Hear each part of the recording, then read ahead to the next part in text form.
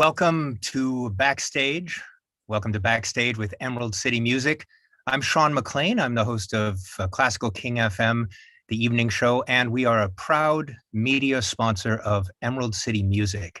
We are launching with Emerald City Music tonight, Transfigured Night. Thanks for joining us. It's the featured program this month that delves into this luscious world of romantic, post-romantic music for string sextets by Richard Strauss and Arnold Schoenberg. And we have some fantastic musicians joining us tonight. The featured artists, starting with violinist Arnold Sussman, who is the A.V. Fisher Career Grant winner and artistic director of Chamber Music Society of Palm Beach. Nice to see you, Arnaud. And you, thanks very much for having me. Yeah. Violinist Kristen Lee is the artistic director of Emerald City Music and Avery Fisher Career Grant winner as well. Hello, Kristen. Hi, Sean. Great to see you. Great to see you. Violist Cynthia Phelps, principal violist of New York Philharmonic and faculty at the Juilliard School. Hello, Cynthia. Hi, nice to be here. And violist Melissa Reardon, Grammy nominated and first prize Washington International Competition. Hello, Melissa. Hello, nice to see you. Nice to see you. And cellist Edward Aaron, artistic director and host of musical masterworks and faculty at the University of Massachusetts Amherst. Hello, Edward. Hi, Sean. Hi. Good to see you. And I think cellist Brooke Speltz is there. If not, yes, he has I'm arrived. here. Yeah, cellist Brooke Speltz from the Escher String Quartet and first prize winner of the Imahog International Competition. Welcome, Brooke. Great to be here. Thanks for having me. So some pretty beautiful music tonight for a format that's a little bigger than a string quartet, but not big enough to be called a string orchestra. It has sort of the best of both worlds. And Kristen, maybe you can tell us a bit about how this program came about. Yes, absolutely. We're very, very excited to be sharing this program of string sextets. We're calling it Transfigured Night for obvious reasons with the Arnold Schoenberg's piece that's going to be featured second on the program. I think especially with the time that we're being dealt with this pandemic, something that I personally missed the most was just this lush sound and the vibrations of the strings. That's something that I really missed the most. And so we're hoping that this is something that everyone can really experience through the music of Strauss and Schoenberg. Both pieces are also, it's very unique in that it's a very programmatic music. So the Capriccio is, of course, the opening sort of intro to his opera, and then Verkleurknacht being inspired by a poem. So there is a little bit of a programmatic story, narrative sort of tied to these two pieces as well. So, and we recorded it for a live stream for Chamber Music Society of Palm Beach on Tuesday. And we were just talking about how happy we are with the performance, and it was such a memorable week. So we're very thrilled to be sharing it with our Emerald City Music audience today. You can almost say that on this program, it's Richard Strauss looking back and Arnold Schoenberg pointing quite forward, can't you? Absolutely. Yeah, which we'll get into a little bit more. But let's start off with our violinist Arnold Sussman. So Kristen just mentioned that this is in partnership with your organization, which is Chamber Music Society of Palm Beach. Tell us a little about that organization and how this partnership came about. Okay, first of all, great job on saying my name. That was a beautiful pronunciation. So the way it all worked out is, Kristen, I can't remember when you sent this email, but we had planned for, of course, this season has changed for all of us, and I was supposed to play for Emerald City Music, and so Kristen had planned as a backup plan for us to play a concert in March in the city, and it turned out that it was right around the same time as a concert we were planning for Chamber Music Society of Palm Beach. By the way, a few words about the organization in Palm Beach, which I think, although I'm sure there are many differences, we're similar in the amount of concerts that we present, which is about 7 concerts a year. And we also have some education visits to some of the schools down there. And this year, I think like what's happening with Emerald City Music, we've been putting together live stream programs. As a matter of fact, this was our sixth and final live stream before we go back to perform live for our audience in a few weeks. But so it turned out that we had one more program to do in March, which was going to be right around the same time as Kristen's program. And so I wrote her and I said, hey, Kristen, how would you feel about joining forces? And instead of making this two separate events, we asked the musicians to play for both of our organizations as a partnership program, and it turned out great. And we were so happy to do that for us because it was the final live stream out of the Dimena Center in New York. It felt really nice to be able to share that with another organization. And also I feel like with this whole pandemic and so many organizations not doing so well, it's nice to show support to other organizations. So I think Emerald City is doing great. You're doing so many things, and we're actually lucky in Palm Beach to be also doing well. And we've been able to put together concerts all season for our audiences, for the musicians. We've kept them busy.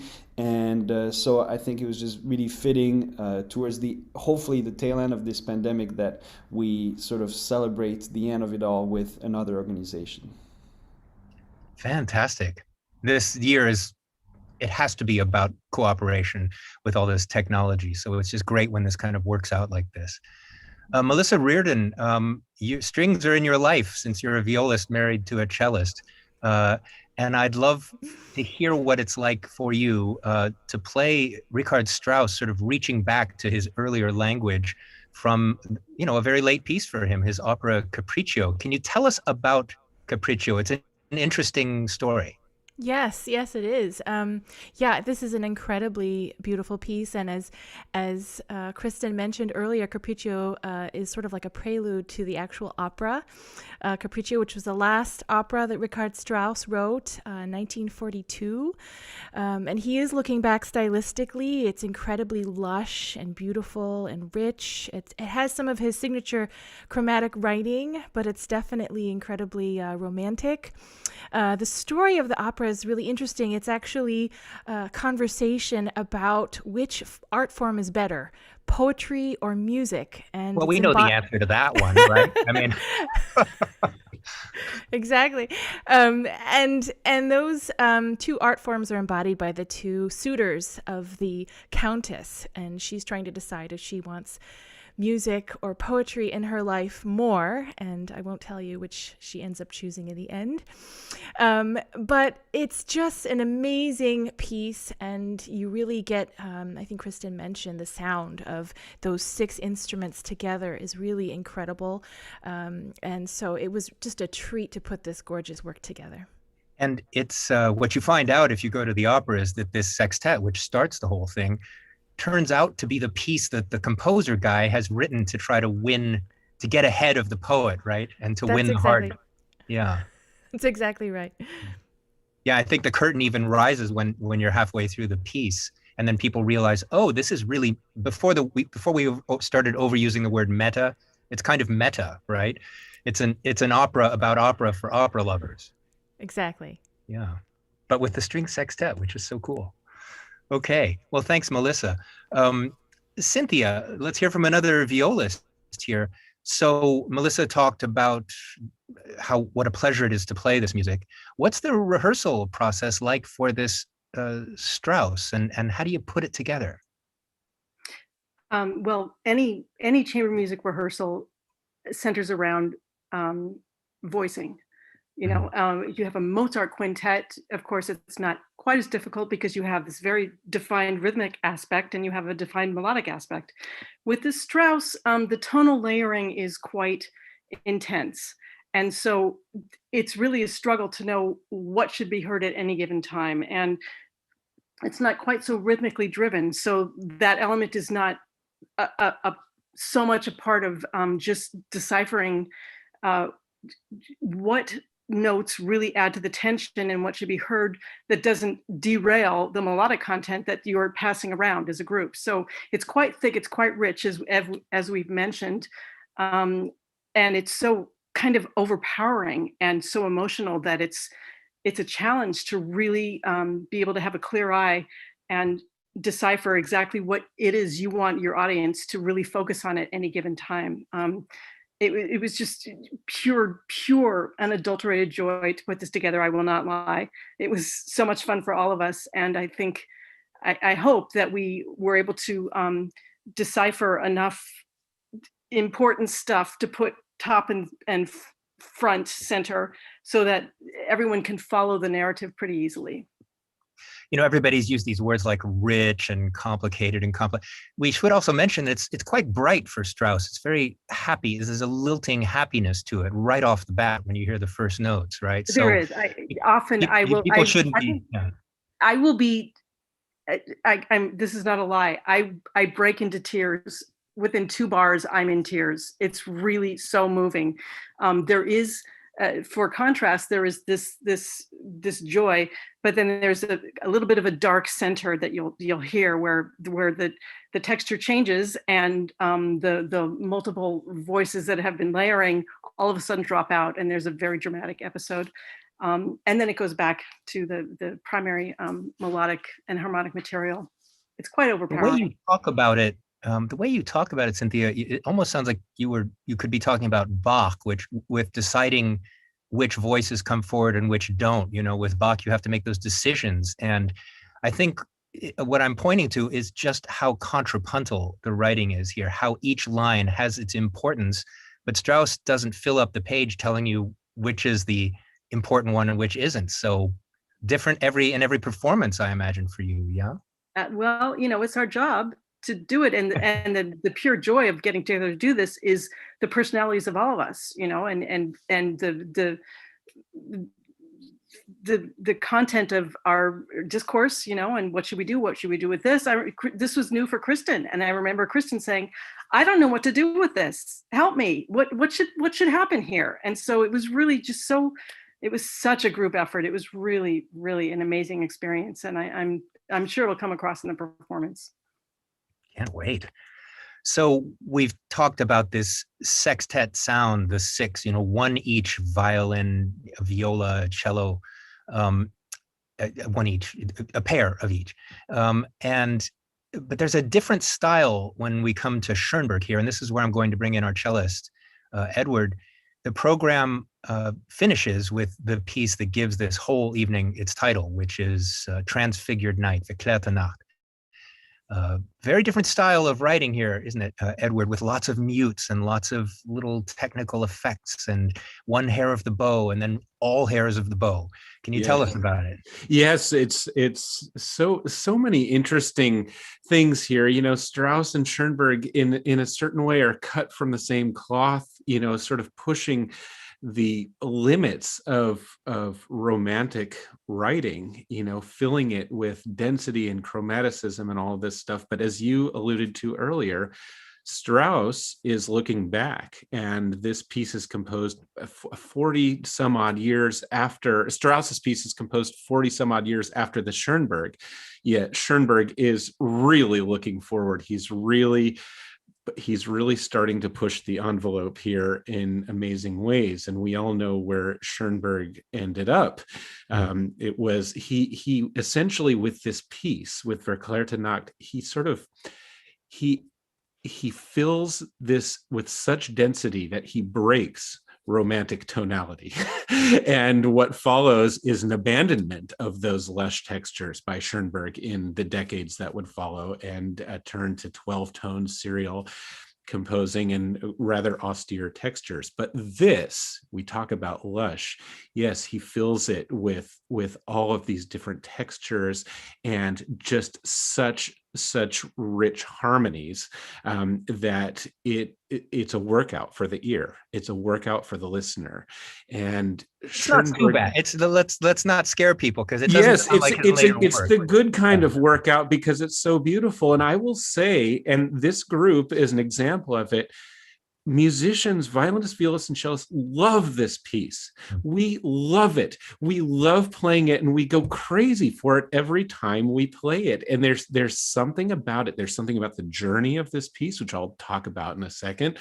And there's something so incredibly satisfying about the lines and the interactions that occur between all of the players and the different instruments in this piece. Just a little bit about the longing sense in this music, because it's very strong. You know, we know that Schoenberg was a deep lover of Wagner's Tristan and Isolde, the harmony of Wagner. He also loved the form of Brahms, so he wasn't one of those either or guys. He liked them both, right? Absolutely. But the longing, Edward, the way you play forward constantly in this piece is really. Yes. There was a critic, wasn't there, who said something like, it sounds like he took Tristan and Isolde and smeared the ink all over the page. Exactly.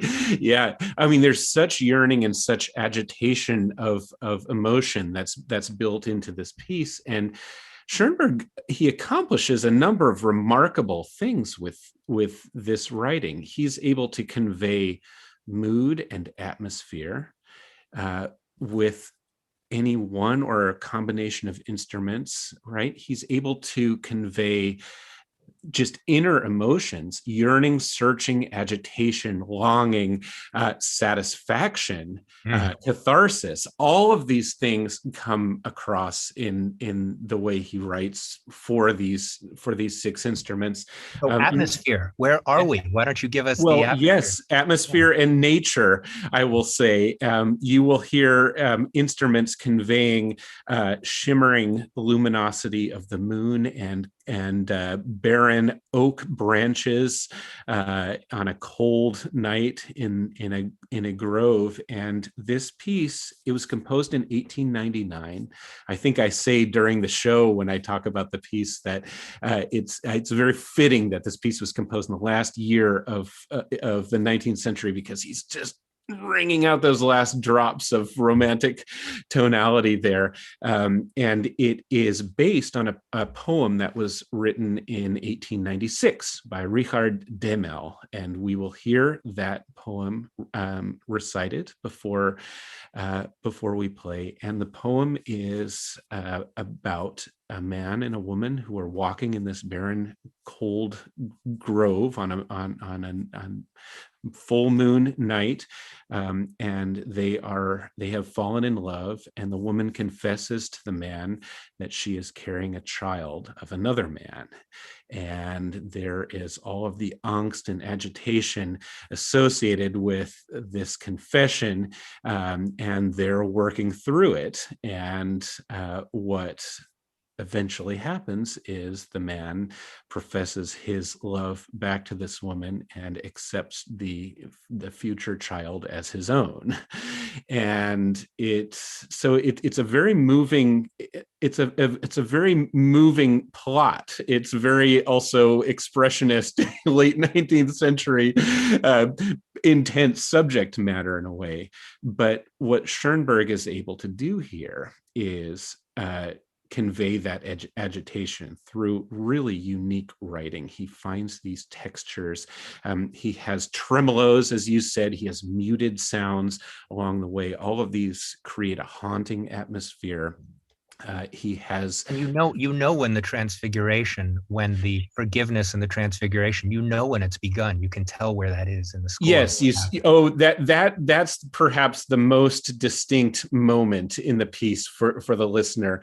I was going to say, as you listen to this piece, you'll hear the poem, then you'll hear the piece, and you'll be able to kind of follow along in your head what's going on at any given moment. But in case you get lost in all of it, there will be a moment of near silence. One cello plays a lone B flat, and then the most glorious D major chord. D major is the tonality of affirmation, and it is scored so gloriously by Schoenberg. And that chord is the man speaking and saying, I will accept this child as my own, and professes his love for her. And it is Brooke over here on the bottom right corner of my screen who gets to play that glorious melody on the cello. And it's Arnaud who gets to respond. He gets to be the lady in this story. And there is just this really exquisite dialogue between the instruments.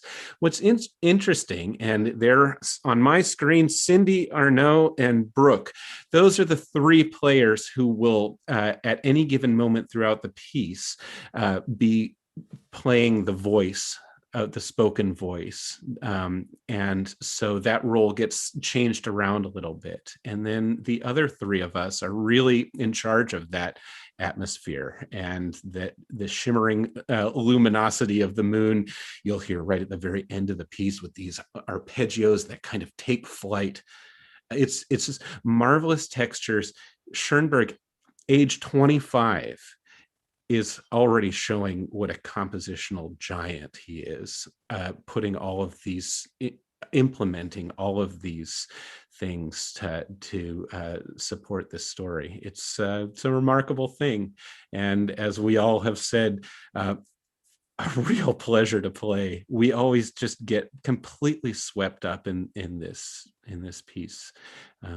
It's definitely a multi-listen experience. Every time I listen to this piece, I learn something new about the story, about the narrative tension of the poem. It's like not one detail of the emotional richness of the poem is left out by the composer. Exactly right. Yeah. So Brooke Speltz, you're the lucky cellist who gets that moment. Are there other particular moments in Verklärte Nacht, in this Transfigured Night, that stand out to you, that listeners, that we, as we're listening, can sort of register and take note of? Yeah, there absolutely are. But before I get to that, I just wanted to say one thing.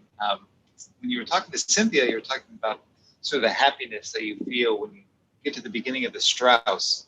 Yes. And I thought of that great Pixar movie, Inside Out, which sort of the basis is that, you can't really experience happiness without experiencing sadness, and that they're very linked. And the Capriccio, written in 1942, at that point in Strauss's life, seeing the destruction of his homeland and everything going on around him, that sort of joy in that music, seen through that filter, lends a certain weight that is incredible and makes it this sort of emotional centerpiece that it is for such a short work. Anyway, I've been thinking about that ever since you talked about it. I'll go back to the Schoenberg now. And yeah, there is. Since you brought up the contrast there between the context in which it's written and the sound of it, we should probably mention also that the Schoenberg he had fallen in love himself, right? Sure. I mean, that's quite easy to hear in so many moments in the music. I'm thinking about what Edward talked about. By the way, it's so great to see all of you again. Yeah, and great to see you guys. I felt like we had this sort of 3-day sojourn together, and sort of found music again, or at least I felt that way. It was a really special time that we had together after everything to just spend some time. Also, I'm seeing their faces for pretty much the first time because we had masks on all the rehearsals. So it's great to see you guys.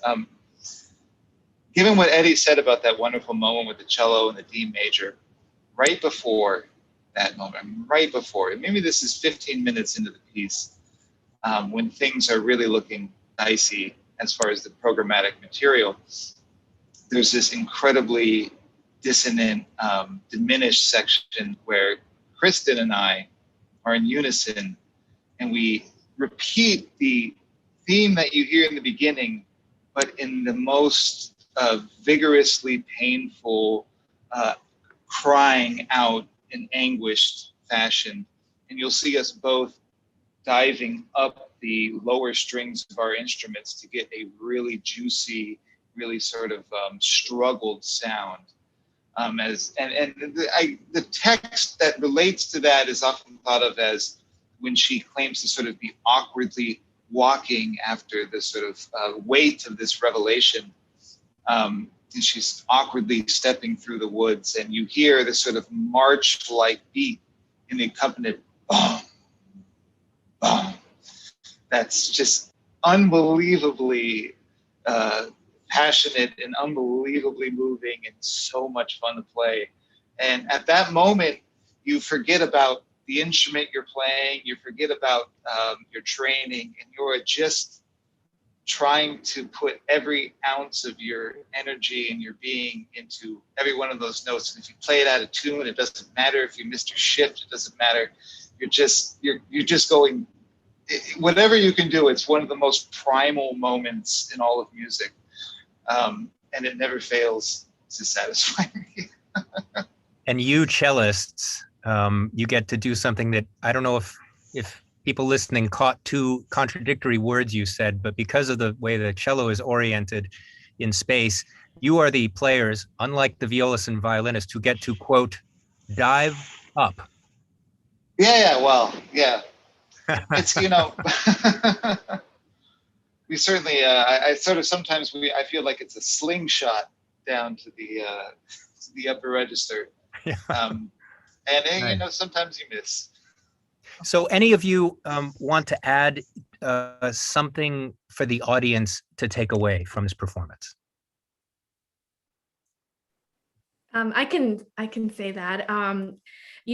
Like Brooke mentioned, it was such glorious 3 days of being together and making music. And, it's just another sort of confirmation, I guess, to all of us to realize that music is so incredibly important and powerful, beyond just the emotions that you're able to express, but, bringing people together and just looking at the hopeful things in life. Like, it really, really, really just serves such an incredibly important purpose. And I really would love for the audience to be able to experience the same, listening to this beautiful music. We're talking about a lot of the details, but, just the pure beauty of the music that Schoenberg and Strauss writes, I think, is really something that's so powerful beyond just the music. So I hope that the audience will be able to feel the same. It is gorgeous. And if you've been caught up in this conversation and forgot to get your ticket, you just go to emeraldcitymusic.org, get your ticket for just $20. And this is the premiere tonight, but if you'd like to, you can view it all the way until April 22nd, which is great. So spread the word, share with your friends, experience this beautiful Transfigured Night program. And thank you all for joining me today. You have an evening of quite beautiful music ahead of you here. Thanks, Sean. Thank you. Thanks. Thank you. Bye. Bye-bye.